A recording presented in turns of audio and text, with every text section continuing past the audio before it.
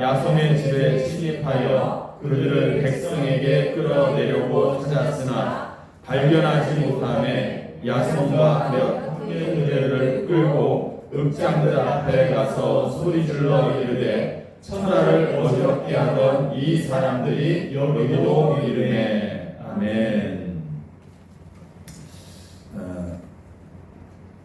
우리가 대부분들이 오른손잡이십니다. 우리 성도들은 왼손잡이는 없으신 것 같은데, 이 오른손잡이가 오른손을 다치게 되면은 할 수 없이 왼손을 사용해야 됩니다. 그래서 밥을 먹을 때도 왼손을 사용해야 되고, 뭘 쓸 때마다 왼손을 사용하려고 하니까 여러분들 오른손잡이가 왼손을 사용하면 어떻습니까? 편합니까? 얼마나 불편하겠어요. 네? 그 젓가락질 같은 게 오른손으로는 그렇게 잘 되는데 왼손은 잘 안 되잖아요. 부자연스럽고 불편할 수밖에 없다라는 것입니다. 계속해서 지금 주제가 복음이 무엇이냐 말씀을 드립니다. 그래서 혹시 주일날 참석하지 못한 분들은 이 유튜브를 통해서 이 복음이 무엇이냐에 대해서 계속해서 시리즈로 우리가 전하고 있는데 꼭 그 못 들으신 부분들을 다 들으셔야 된다. 그래야지 이해가 되기 시작하니까, 복음은 우리가 제일 처음에 기쁜 소식으로 우리에게 들려진다. 형식이 기쁜 소식으로 들려지는 것이고, 복음은 우리를 움직이게 하는 동기부여가 된다. 능력이다. 그리고 복음은 자유다. 그리고 복음은 그것만으로 충분한 것이다. 우리 인간의 어떤 노력이 거기에 들어갈 수가 없다. 이렇게 말씀을 드렸어요. 그래서 오늘은 복음은 뭐냐? 복음은 우리의 본성과 어긋나는 것이다. 이 말씀을 드립니다. 뭐라고요? 우리의 본성과 어긋나는 것이다. 본성은요, 타고난 것이고 선천적인 성질입니다. 그런데 복음은 마치 오른손잡이한테 이제부터는 왼손으로 생활을 하라라고 요구하는 것처럼요, 우리의 본성에서 어긋나게 한다라는 겁니다. 그래서 우리가 복음으로 산다라는 것이요, 여러분 결코 쉬운 일이 아닌 거예요.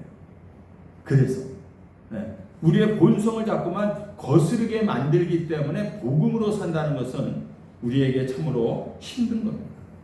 그래서 여러분들 계속해서 복음을 우리가 자꾸만 듣고 또 듣고 복음이 들리는 그 자리에 우리가 서 있지 않으면은요, 우리는 복음에서 벗어나고 복음이 아닌 죄된 본성의 편한 자연스러운 행위를 하고 있는 우리 자신을 자기도 모르는 사이에 발견하게 되는 거예요. 내가 복음으로 살아야 되는데 지금은 복음으로 사는 것이 아니라 세상 것과 너무 편안하게, 세상 것이 너무 자연스럽게 우리의 삶 속에 들어와서 내가 살고 있다는 것을 느끼게 된다는 것입니다. 여러분들, 왜 좋은 그 복음이요 우리의 본성과 어긋날까 한번 생각해 보면은, 왜냐하면 기독교에서는요, 아담이 하나님 앞에서 죄를 지은 이후에 모든 인간들은 다 죄 아래 놓여 있다, 이렇게 이야기합니다. 그리고 로마서에서도 한 사람으로 말미암아 죄가 세상에 들어왔고 이 죄로 말미암아 죽음이 들어온 것처럼 모든 사람이 죄를 지었기 때문에 모든 사람들이 다 죽음에 이르게 되었다. 로마서는 그렇게 이야기하고 있어요. 그것을 우리는 영적인 죽음이라고 얘기하는 것이고요, 사도 바울이 얘기하는 육체에 속한 자다, 이렇게 이야기하는 것입니다. 그리고 우리가 죄된 본성을 가지고 있다, 이렇게 표현을 하고 있는 거예요. 우리 안에는 본성 자체가 죄악된 본성이다, 이렇게 이야기를 합니다.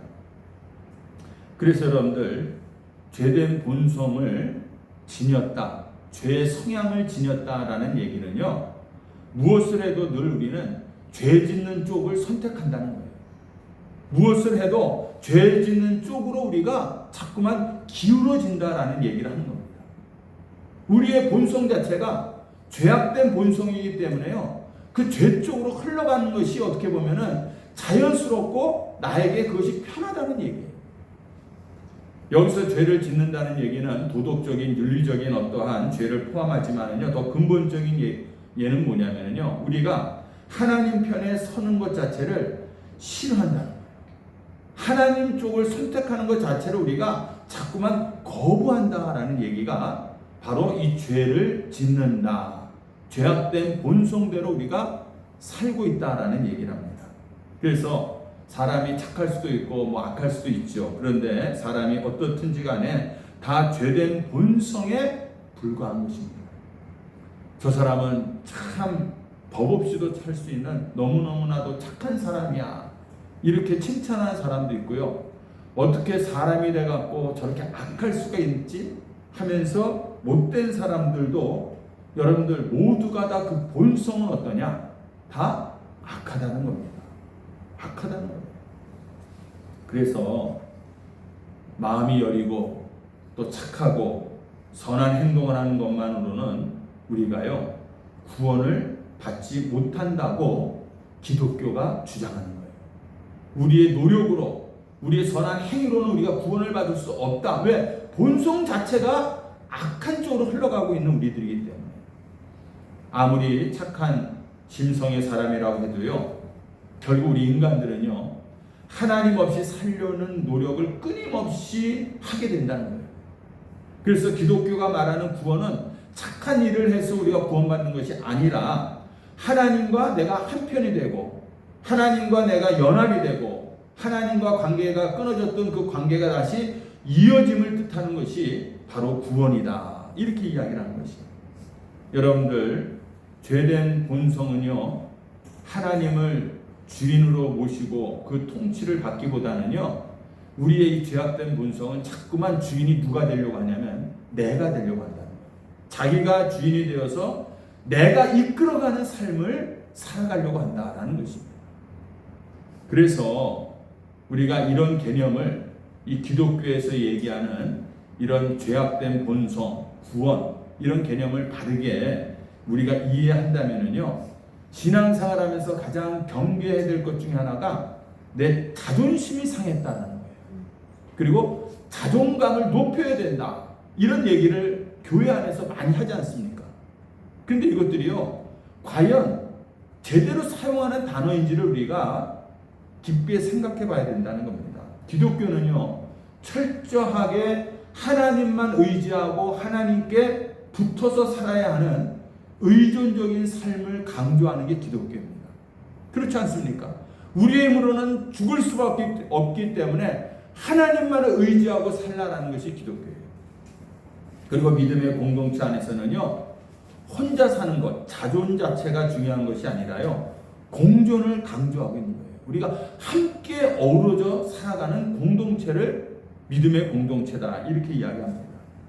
그래서 하나님께 의존하고 성도들과 우리가 공존해야 하는 이유가, 여러분들 우리 살아가는 우리들에게 이 자존심을 강하게 드러내고요, 내 자존감을 자꾸만 이야기하면은요 기독교의 어떤 정신에서 어긋나게 되는 것이에요. 함께 어우러져서 서로 공존하면서 하나님을 의지하고 살아야 되는데 자기 주장을 드러내고 내 자존심을 드러내고 이러다 보면은 그 공동체가 깨어질 수밖에 없다라는 것입니다. 그러므로 지금까지 우리에게 익숙하고 자연스럽게 편한 것들이 사실은요 얼마나 복음과 어긋나는 반대되는 것들이었는지를 우리가 다시 한번 깨달아야 된다는 것입니다. 그래서 이런 틀을 가지고 우리의 신앙을 여러분들 한번 점검해보는 이 시간이 되기를 바랍니다. 그래서 이런 얘기를 하고 싶어요. 단어에는 없는 얘기인데요, 자연스럽다, 당연하다가 이제는 죄스럽다, 죄성스럽다, 이렇게 우리가 표현하는 거예요. 그리고 부자연스럽다가 이제는 복음스럽다, 이렇게 우리가 표현하자라는 겁니다. 이 얘기를 제가 설명을 드릴게요. 인과 응보, 여러분들 얼마나 당연한 또 이치입니까? 당연하죠. 선한 악한 행위에 따라서 그 결과를 우리가 받게 된다. 인과응보, 세상의 이치고 당연한 이치고 너무 자연스러운 이치라는 거예요. 불교에서도 인과응보의 그 개념을 이야기하지 않습니까? 우리가 행한 행위가 이 업보가 되어 갖고 윤회의 고리에서 우리가 지금 벗어나지를 못하는, 전생에 지은 죄에 따라서 지금의 행복과 고난 정도가 달라지는 것이고, 내가 현세 삶에서 내 행위대로 다 갚지 못하면은 내세까지 이어지면서 인간으로 태어나지 못하고 개나 돼지나 짐승으로 태어나야 된다. 그렇기 때문에 착하고 덕을 쌓아야 된다라고 불교에서는 인과응보의 교리를 이렇게 설명을 하고 있다는 것이에요. 어떻게 보면은 우리가 들을 때 너무나도 합당하고 당연한 논리로 이야기를 합니다. 이 인과응보의 개념이 우리의 죄된 본성에 너무 익숙하고 당연하고 자연스럽게 이것이 받아들여진다라면은요, 내가 일단은 복음에 어긋나는 것일 수 있다라고 한번 의심해 보자라는 거예요.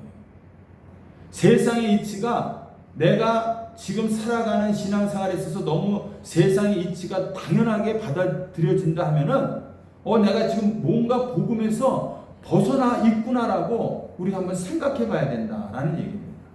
왜냐하면은요, 세상에서 너무 자연스럽고 당연한 것이 하나님 앞에서는 죄스러울 수 있는 것이 많이 있기 때문에 그렇다는 거예요.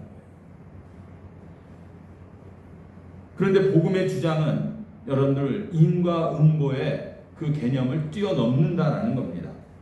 복음은요, 내가 행한 대로 그대로 갚아지지 않는다라는 거예요. 예. 내가 행한 것은 죄이고 그 죄로 말미암아 우리는 마땅히 죽어야 하는 것이 당연하다는 것입니다. 불교식으로 얘기하면은 내 죄와 이 업보는 몇 번에 반복되는 이 생애에서도 윤회의 고리를 끊지 못하는 상황이 된다는 것이에요. 덕을 쌓고 참회를 통해서 앞으로 몇 번의 이 생애에서 해탈을 이룰 수 있을지 모른다는 사실입니다. 그런데 복음은 전혀 우리에게 다른 이야기를 하고 있어요. 내가 죄를 지었는데 이 내가 지은 죄를 그대로 되갚아 주는 것이 아니라 오히려 우리에게 생명과 축복의 자리로 우리를 서게 해주셨다는 거예요. 그런데 그 조건이 아무 조건 없이 아무런 공로 없이 우리가 그러한 은혜를 누리게 되었다라는 것입니다. 여러분들, 지금 제가 말씀드린 기독교의 주장이 우리가 들을 때에 자연스럽게 그게 이해가 되는 얘기입니까? 당연히 죄를 지었으면은 거기에 대한 응분의 벌을 받아야 되는 것이고, 내가 노력했으면 노력한 대가를 받는 것이 세상의 이치인데, 지금 기독교가 이야기하는 것은 뭐냐면 죄를 졌음에도 불구하고 이 모든 죄를 다 용서해 주시고 우리를 의롭게 하나님의 자녀로 삼아 주셨다라고 기독교가 주장하고 있는 거예요. 이게 자연스럽냐 말이에요. 그렇지 않다는 겁니다, 여러분들. 거저 주어진 은혜인 것인 줄로 믿습니다. 인간들은요, 공짜로 무엇을 받는 것을 우리가 좋아하죠. 좋아하면서도요, 사실은 그렇지 않습니다. 왜냐하면요, 세상의 이치는 뭡니까? 공짜는 없다니까. 그러니까 누가 뭔가를 공짜로 주면은 받으면서도 나중에 이것을 뭔가 대가를 내가 치러야 되지 않을까 하면서 받아놔도 뭔가가 찜찜한 거예요. 세상의 이치는 공짜는 없기 때문에. 그래서 공짜로 거저 받는다라는 것은요, 내가 거저 받았다는 것은요, 성령으로 거듭난 사람이어야 기쁨으로 받아들일 수 있는 개념인 거예요. 세상 사람들은 거저 준다 하면은 불안한 겁니다.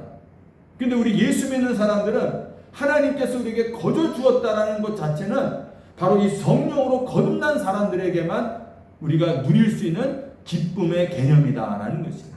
네. 지성이면 감천이다. 하늘은 스스로 돕는 자를 돕는다. 이런 얘기를 하면은요, 어떤 분은 하늘은 스스로 돕는 자를 돕는다를 성경 구절로 알고 계신 분도 있어요.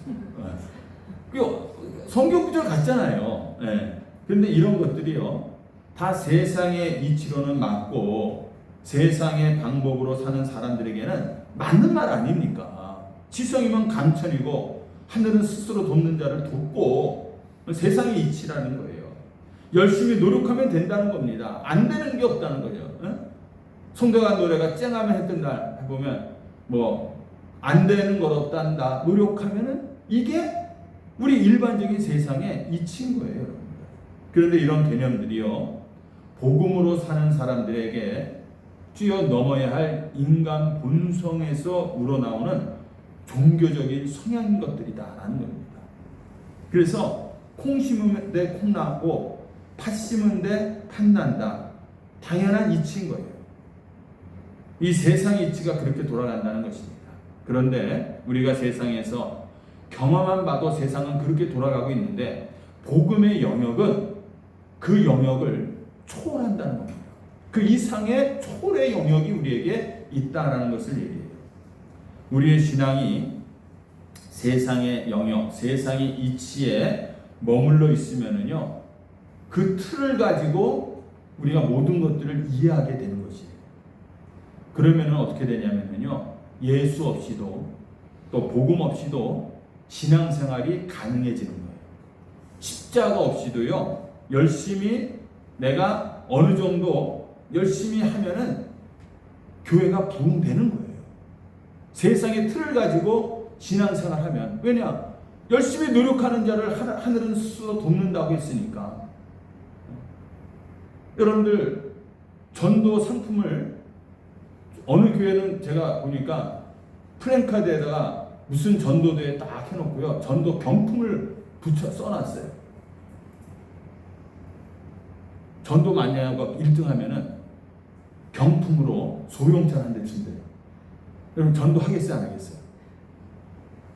아니, 경품으로 소형차가 필요한 사람 같으면은 할 거 아니고, TV를 몇 인치짜리 TV를 준다, 아이패드를 준다, 실질적으로 이렇게 붙어 있다니까요. 그러면은 사람들이 열심을 가지고 복음이 없어도 십자가 없이도 열심히 노력을 해갖고 사람들을 전도에다가 앉혀놔갖고 전도왕이 돼서 그 경품으로 소형차를 탈 수가 있어요. 그러면 어느 정도 교회는 성장이 되고 부흥이 됩니다. 내가 복받기 위해서 열심히 교회에서 봉사하고 또 내가 벌받지 않기 위해서 열심히 하나님 앞에 헌금해 보세요. 그러면은요, 나름대로 효과가 있습니다. 삶의 질서도 내가 딱 교회 생활에 어떤 질서가 잡히게 되고요, 건강한 삶처럼 보인다니까요. 저분들을 볼 때 저분들은 정말 신앙이 좋은 분들이야. 저렇게 열심히 봉사하고 정말 헌신하고 이런 걸 볼 때는 아름다운 모습으로 보인다는 것입니다. 그런데 이것이요, 여러분들, 바로 종교 영역이라는 거예요. 종교 영역. 내 열심으로, 내 노력으로 내가 근거가 돼갖고 뭔가를 이루어야 되겠다라는 이 신앙생활은 종교 영역이라는 거예요. 종교생활. 이런 신앙생활은요, 굳이 기독교를 믿을 필요가 없어요. 유대교를 믿거나 이슬람을 믿거나 불교를 믿거나 다 가능합니다, 여러분. 그래서 우리가요, 유대교나 이슬람이나 불교를 함부로 정죄하고 그들과 비교해서 우리가 우월감을 절대로 가질 수가 없습니다. 왜냐하면요, 타 종교보다 뭔가 더 뛰어난 종교 생활을 한다고 우리가 우월감을 그래야지 가질 수가 있는데요, 그런 부분이 기독교에는 없어요. 죄송하지만 여러분들, 이슬람교 믿는 사람들 신앙생활 얼마나 철저합니까? 해외에 와서도 이슬람 교도들이 우리나라 와서도 이러다가 이 사람들 라마다 기간이면은 금식해야 해요. 그 고된 일을 하면서도 해가 떠 있을 때는 밥을 안 먹는다니까요. 그 라마다 기간 동안에.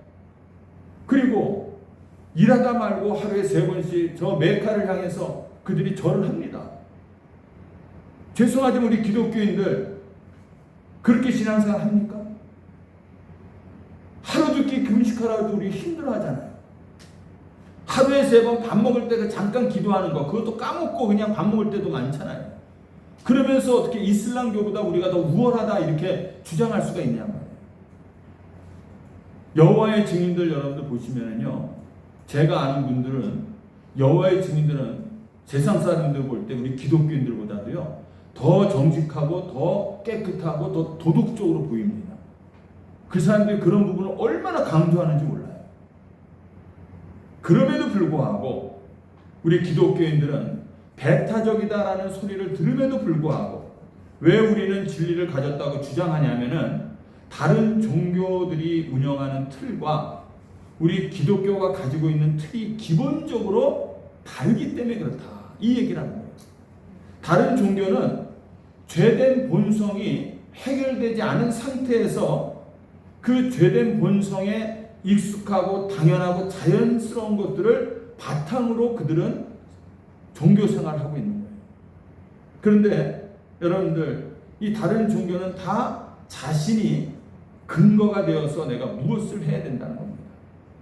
내가 지은 죄니까 누가 갚아야 합니까? 내가 짓는 게, 내가 갚아야 되는 게 당연한 이치인 거예요. 내가 갚아야 합니다. 이게 자연스럽고 당연한 거예요. 세상의 이치가. 그래서 이 생에서 다 못 끝내면은 다음 생에서라도 내가 갚아야 된다. 이렇게 그들은 얘기합니다. 이처럼 나에게 근거한 이 종교 정신과 나에게 근거한 것이 아니라 하나님에게 근거한 복음 정신이 그래서 다르다라는 것이에요. 왜냐하면 복음의 시작은요, 내가 아닙니다. 하나님의 십자가의 은혜인 줄로 믿습니다. 아멘. 우리의 이 복음 생활은 십자가에서부터 시작되는 거예요. 우리의 신앙 출발. 내가 지은 죄를 내가 갚을 수도 없고 갚지도 못한다는 겁니다. 예수님이 십자가에서 이미 갚아주셨다는 거예요. 거기서부터 우리의 신앙이 출발하고 있는 것이에요. 그래서 복음 정치는 내가 근거되는 것이 아니에요. 그래서 내가 잘했다, 못했다 말할 수가 없는 것입니다.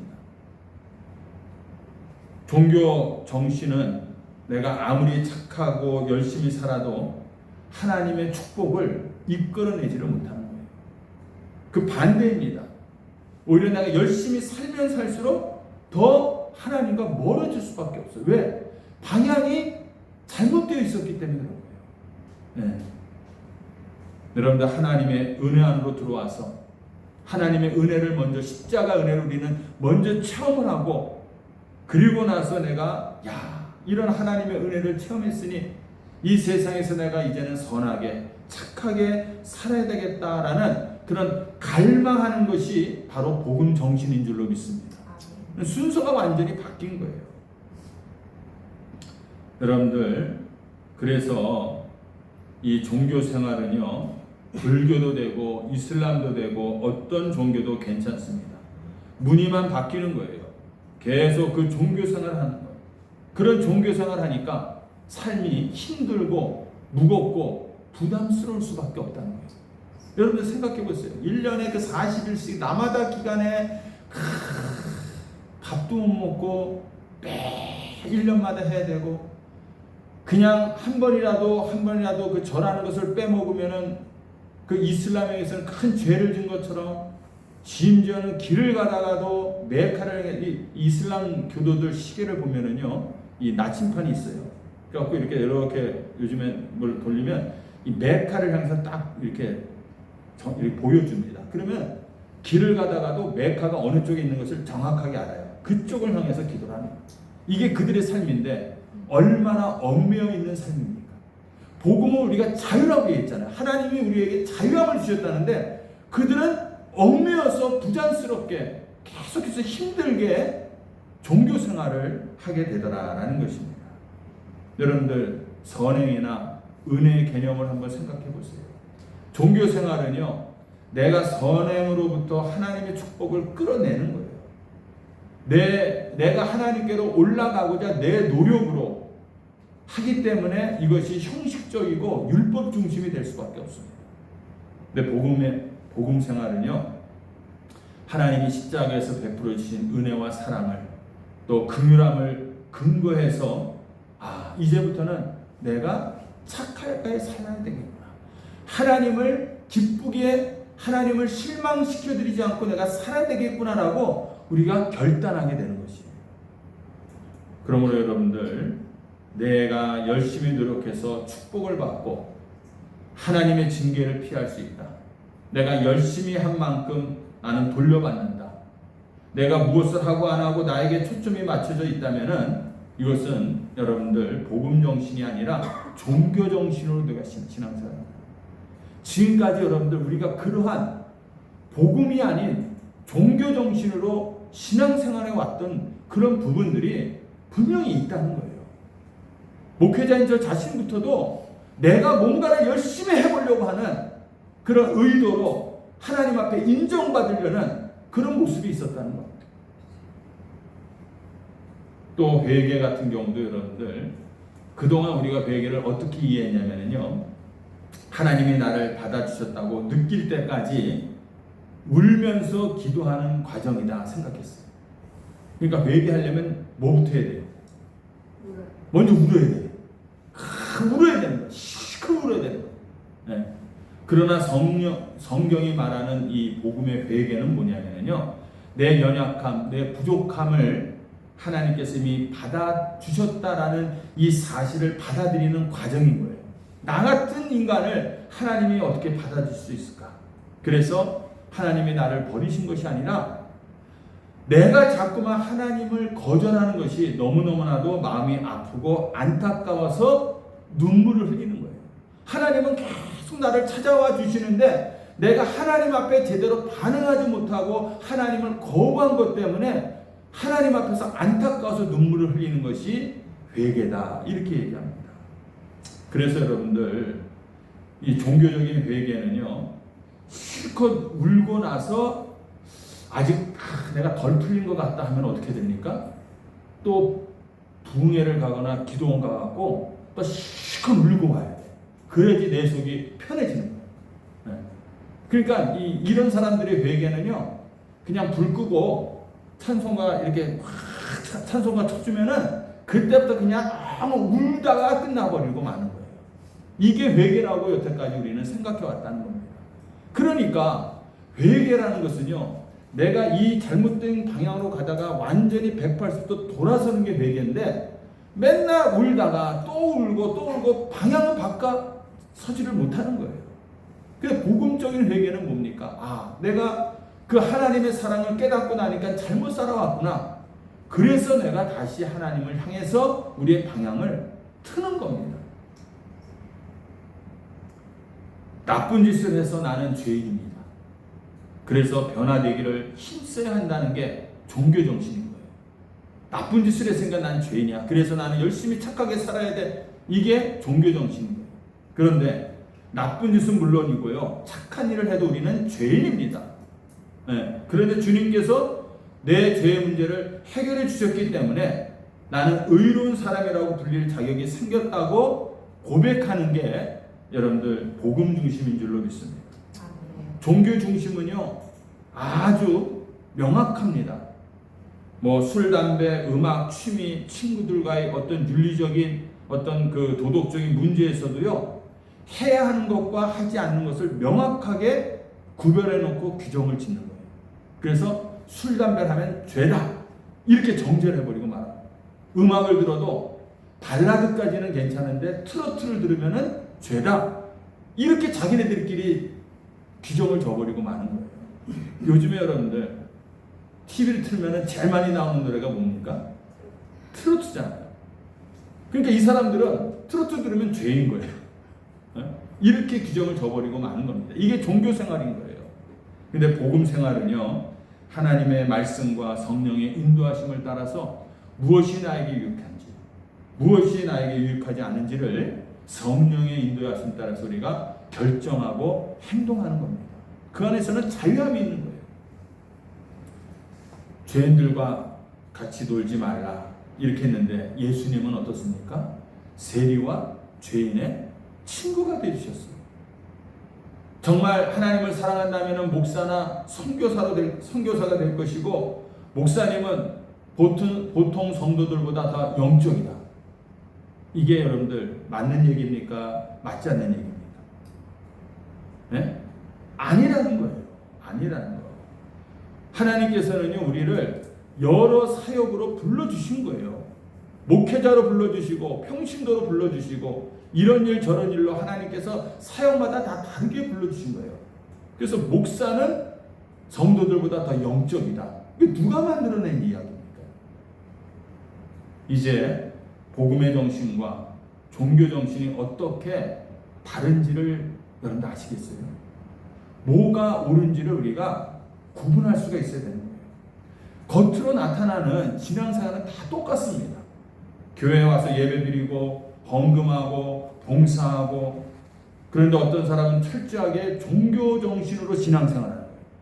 그런데 어떤 사람들은 복음 정신으로 너무 감사와 기쁨으로 충만해서 신앙생활을 하는 겁니다. 그것을 우리들은 가려낼 수가 없어요. 그런데 중요한 건 본인은 안다는 거예요. 본인은 내가 지금까지 종교 생활을 해왔구나, 내가 복음 생활을 지금 제대로 하고 있구나, 본인들은 알 수가 있다는 거예요. 목사님 볼 때는 다 교회에 앉아갖고 예배 열심히 드리고 다 헌금하고 다 신앙생활 열심히 하고 봉사하니까 다 똑같이 보인다는 겁니다. 오늘 본문에 보시면은요, 누가복음에 이 마리아의 창가라고 소위 제목이 붙어있는 부분인데요, 마리아가 아기 예수를 잉태하고 기쁨으로 자신의 신앙을 고백하는 내용인데요, 여기에 오늘 읽은 본문은 예수님이 세상에 오셔서 바로 당연하다고 생각하는 세상의 이치를 뒤집어 엎는 역사를 이루리라라는 예언의 내용이 담겨 있는 겁니다. 오늘 우리가 읽을 말씀을 보면은 뭐라고 말씀합니까? 교만한 자를 흩으시고 권세 있는 자를 내치시고 비천한 자는 반대로 높이시고 줄인 자는 좋은 곳으로 배불리시고 부자는 빈손으로 보낸다는 거예요. 세상의 이치와 완전히 다른, 그동안 우리가 당연하게 여겨왔던 것에 역행을 지금 예수님께서 하고 계시다는 겁니다. 네. 이는 절대로 당연하지 않은 하나님의 위대한 역사인 줄로 믿습니다. 아멘. 세상의 이치와 전혀 맞지가 않잖아요. 부자를 빈손으로 보낸다는 겁니다. 권세 있는 자를 내치신다는 거예요. 세상은 권세 있는 자나 부자를 절대로 내치지를 못해요. 근데 그렇게 하신다는 거예요. 도저히 이해가 안 되는 위대한 일을 하신 하나님의 역사를 우리가 믿고 따르는 사람들로 인해서 세상이 당연하다고 여겼던 모든 세상의 질서를 이제 예수님께서 뒤집어 엎는다는 얘기예요. 그래서 봉독한 우리 사도행전 말씀해 보시면은요, 그리스도인들이라고 불리는 사람들이 세상에 나아가니까 어떤 일이 일어나냐면 세상을 어지럽히는 자들이다, 이렇게 얘기합니다.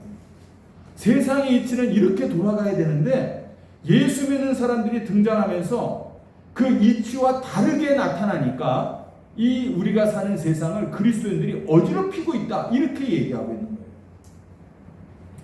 그렇게 세상을 뒤집어 엎어서 새로운 질서로 사는 대한 공동체를 하나님께서 이 땅에 두셨다는 겁니다. 이게 바로 교회 공동체인 줄로 믿습니다. 아멘. 교회 공동체는 세상의 이치대로 살아가는 것이 아닌 거예요. 세상의 방법을 자꾸만 이 교회 안으로 가지고 들어와서는 안 된다라는 것을 말씀을 드립니다. 그리고 교회 공동체 안에 들어온 사람들은 복음 정신을 우리에게 요구하고 있다라는 것입니다. 그러면 어떤 삶이 복음 정신으로 살아가는 삶이냐, 복음의 생활이냐, 이게 중요하잖아요. 성경은 곳곳에서 이야기하고 있어요. 누가 오리를 가자고 하면은 어떻게 하라고요? 심리를 가지는 것이 복음 정신으로 살아가는 삶이라는 거예요. 세상의 이치는요, 오리를 가졌어요. 근데 오리를 더 가지자 하면 오리를 더 가지고 나서 뭘 요구합니까? 내가 오리를 더 가졌으니까 거기에 합당한 것을 나에게 달라라고 요구하는 것이 세상의 이치인 거예요. 근데 예수 믿는 우리들의 복음 생활은 오리를 가달라고, 더 가달라면 더 가주는 거예요. 네, 거저 더 가져주는 거예요. 눈으로 눈, 이에는 이로. 이게 세상에 맞는 이치 아닙니까? 오른뺨을 때리거든 왼뺨도 돌려대라. 이게 지금 예수님께서 말하는 복음의 이치예요. 누가 나를 고소해서 속옷을 빼앗겠다고 하면은 너희들도 맞고소를 해라, 이것이 아니라 겉옷까지도 내어주라라는 것이 복음 생활입니다. 이웃을 사랑하고 원수를 미워하는 것이 세상의 이치 아닙니까? 그런데 예수님은 뭐라고 말합니까? 원수를 사랑하라. 너희를 박해하는 자를 위해서 기도하라. 이게 복음 생활입니다. 으뜸이 되고자 하면 종이 되라. 크고자 하는 자는 먼저 섬겨라. 세상의 이치는요, 경쟁자를 밟아 깔아 뭉개서 그 경쟁자가 다시는 일어서지 못하게끔 해야 내가 생존하는 겁니다. 세상에 있지. 그런데 복음의 정신은 뭡니까? 그게 아니라는 것이죠. 경쟁자를 먼저 살려줘라. 그러면은 여러분들 우리가 손해 볼 수가 있잖아요. 주님은 그 얘기하는 거예요. 너희가 손해를 볼 수 있는데 손해를 보면 손해를 어떻게 하라? 봐라. 손해를 보라는 거예요. 그렇게 손해를 우리가 보면 나중에 하나님께서 더 큰 유익을 우리에게 주실 줄로 믿습니까? 아멘. 뭘 아멘이에요. 언제 하나님이 너희들이 손해봤다고 그래서 항상 더 유익을 준 적이 있어요? 그냥 손해를 보는 거 끝나는 경우가 허다하지 않습니까, 여러분들? 네. 그렇게 그냥 손해보고 죽으라면 죽는 거예요. 이게 예수님이 말씀하시는 복음의 정신인 거예요. 내가 이렇게 손해를 봤으니까 나중에 하나님이 보상해 주시겠지. 이게 아멘으로 나와서는 안 된다는 거예요. 이게. 우리의 신앙생활은 손해보고 죽게 되면 죽는 겁니다. 그렇게 바보스럽고 멍청하게 뭔가 모자라 보이게 사는 것이요, 세상과 반대 정신으로 사는 복음의 정신으로 사는 삶인 줄로 믿습니다. 네. 이런 삶이 바로 예수님이 원하시는 신앙생활인 거예요. 그런데 어느 순간부터요, 기독교도요, 세상에서 당연히 여기는 것을 교회도 기독교도 당연히 여기기 시작했다. 오히려 종교 정신으로 더 열심히 세상에서 당연한 것들을 얻어내고 추구하려는 그런 모습들이 기독교 안에서도 나타난다. 아까 말씀드린 것처럼 세상의 방법들이 자꾸만 교회 안으로 들어옵니다. 큰 기업을 운영하는 조직 체계가 큰 대형 교회로 들어와서 목사, 담임 목사가 특별히 뭘 안 해도 이 기업이 운영해서 돌아가는 그런 조직 개념으로 교회가 돌아가기 시작한다.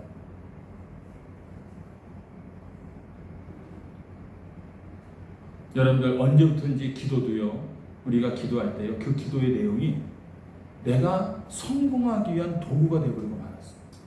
기도의 내용들이 주님, 내가 저놈을 이기게 해주세요. 그리고 내가 승리할 수 있게 해주세요. 저만 잘 되게 해주세요. 이런 기도의 내용으로 우리 기도 내용들이 지금 바뀌고 있지 않습니까, 여러분들? 예수님께서는 나를 박해하는 자를 위해서 기도해 주라고 했는데 우리는 저놈 죽고 나 살게 해주세요. 이렇게 우리가 기도하고 있다는 거지. 열심히 헌신하고 봉사하고 나서는요, 마음껏 자기 자랑을 하기 시작합니다. 자존심을 내세웁니다. 그래서 일한 만큼 대가를 교회에다가 요구하는 거예요. 내가 이렇게 교회에 헌신하고 봉사했으니까 나 장로 세워줘야 되지 않습니까? 이렇게 요구하는 거예요. 내가 한 만큼 인정해달라고 교회에서 요구하기 시작하는 겁니다. 교회도 마찬가지 아닙니까, 여러분? 같은 편인데 교회도 경쟁이 되는 거예요. 저 교회가 옆 교회가 잘 되면 우리 교회는 망하게 되는 거예요. 망한다고 생각합니다. 옆 교회가 망해야지 우리 교회가 살 수 있다, 이렇게 생각합니다.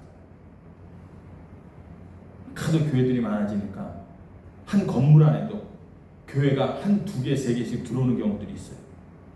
같이 전도하는 교회 어떤 목사님이 정말 교회를 찾다가 할 수 없이 4층에 교회가 있는데 3층에 들어올 수밖에 없었어요. 자리가 없으니까.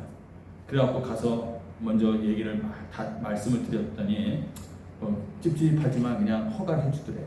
승낙을 감사하다고. 그래서 이제 목회를 하는데 그 밑에다 거치대를 이렇게 하나 놔야 되지 않습니까, 주일날.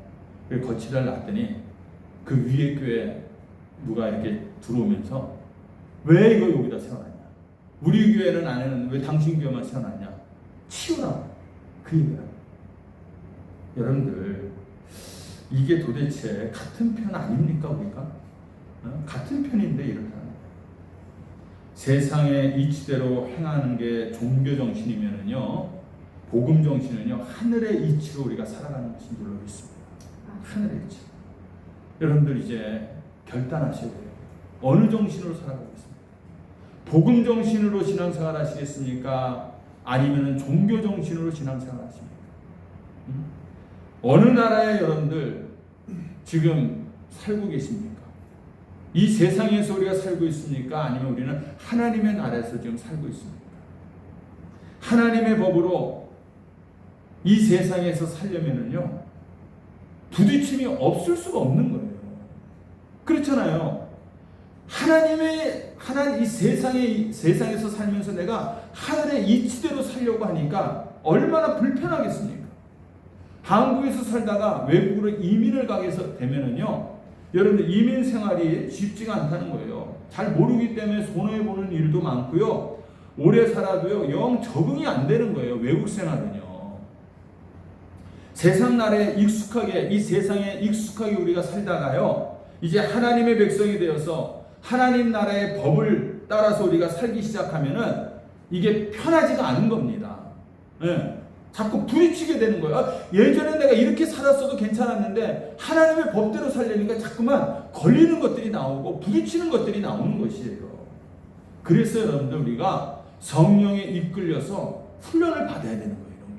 교회 안에서 자꾸만 이런 훈련을 받아야 되는 거예요. 세상의 이치가 아니라 하나님의 이치로 우리가 살려고 하는 그런 훈련을 받아야 되는 겁니다. 그래서 내 생각의 틀과 마음의 변화를 우리가 이루어야 될 줄로 믿습니다. 그래서 다시 한번 말씀을 드릴게요. 자연스럽다라는 것은 이제는 죄스럽다는 거예요.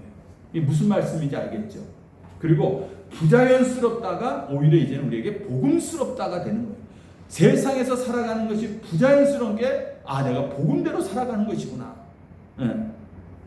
이렇게 바뀌어서 생각하고 우리가 생활하시다 보면은요, 왼손잡이가 계속해서 훈련을 하다 보면은 왼손으로 사용하는 것이 편해지는 것처럼 여러분들의 인생도 언젠가는 복음스럽다. 이것이 아주 내 삶에 자연스럽게 받아들이게 될 줄로 믿습니다. 그러므로 여러분들 복음으로 이 땅에서 하나님의 관점에서 승리하시길 바랍니다. 하나님이 보시기에 성공하시고 또 하나님이 부여주시는 그런 놀라운 기쁨과 만족과 풍성한 삶을 누릴 수 있는 그런 저와 여러분들이 다 되시기를 주님의 이름으로 축원합니다.